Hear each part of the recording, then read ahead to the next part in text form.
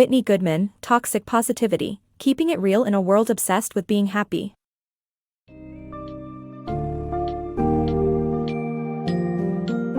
In today's world of constant self-improvement and relentless pursuit of happiness, Toxic Positivity, by Whitney Goodman offers a much-needed reality check.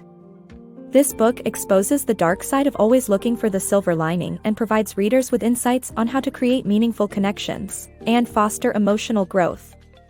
The author dives deep into the history and cultural implications of toxic positivity, highlighting its potential harm, particularly for marginalized communities. Furthermore, Whitney provides practical strategies on how to better support ourselves and others through difficult situations, without resorting to hollow platitudes that further alienate us from our emotions.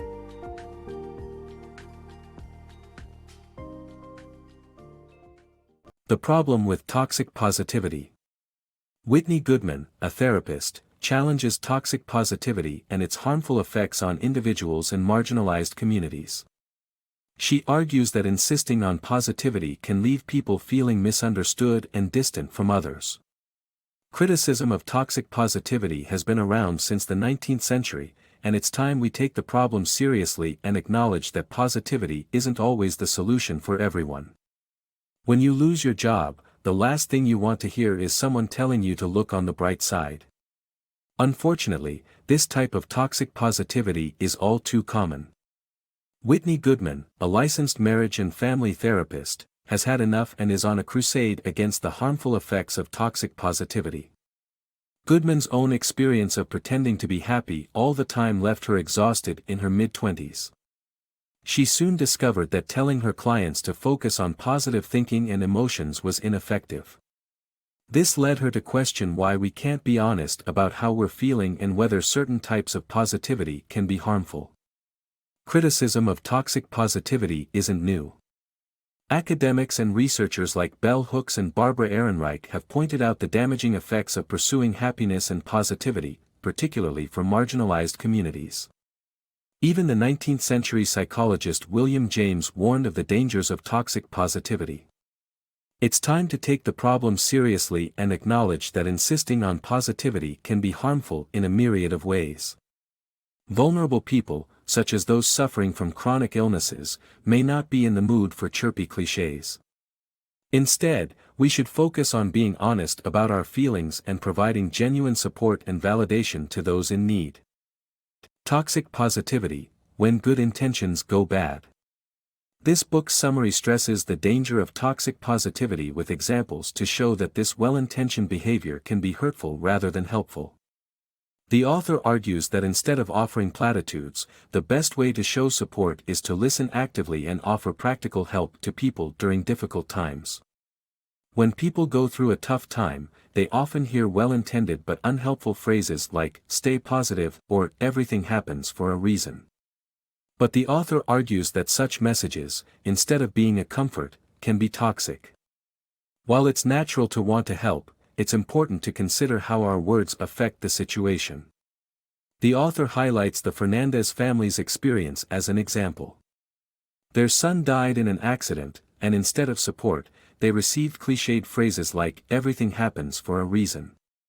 The family felt confused and unsupported, with platitudes adding to their pain.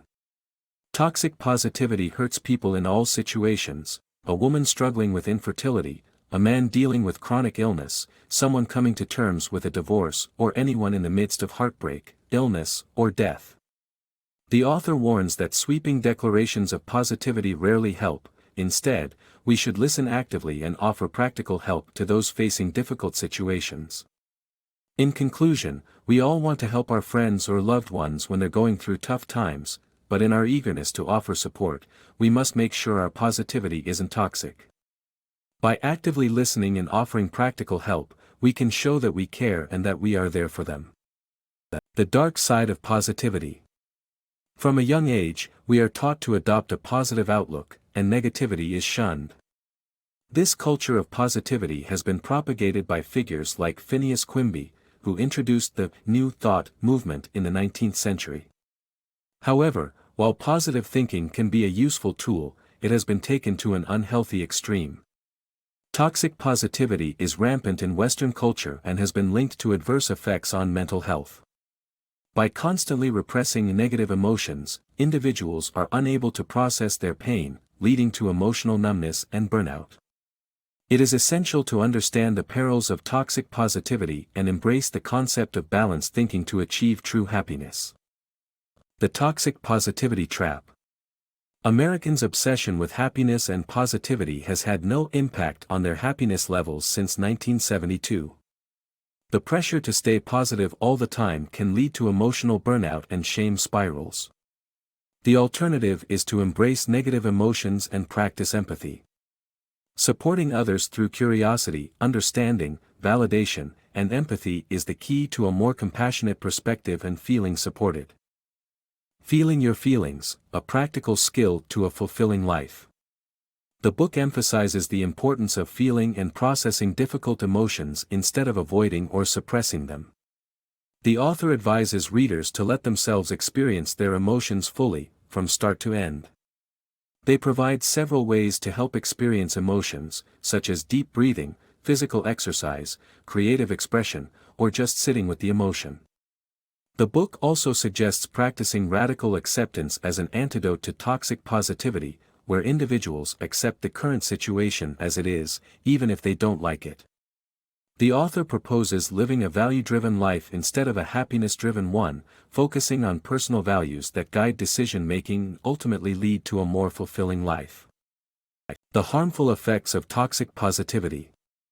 In her book, the author highlights the impacts of toxic positivity on individuals and society. She argues that the culture of positivity suppresses legitimate feelings and discourages change, particularly for marginalized communities. The author points out that toxic positivity silences people of color, immigrants, and LGBTQIA+ individuals, which perpetuates oppressive structures. She emphasizes the need to listen to people's real feelings instead of insisting on positivity in all situations. The book brings to light a pervasive issue that runs deep in various aspects of society and calls for change to create a more inclusive and equitable world.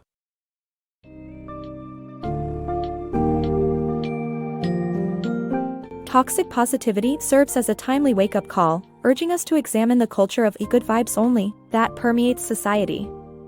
Instead of obsessing over an unattainable goal of constant happiness, the book suggests aligning ourselves with our core values and striving for a more authentic existence.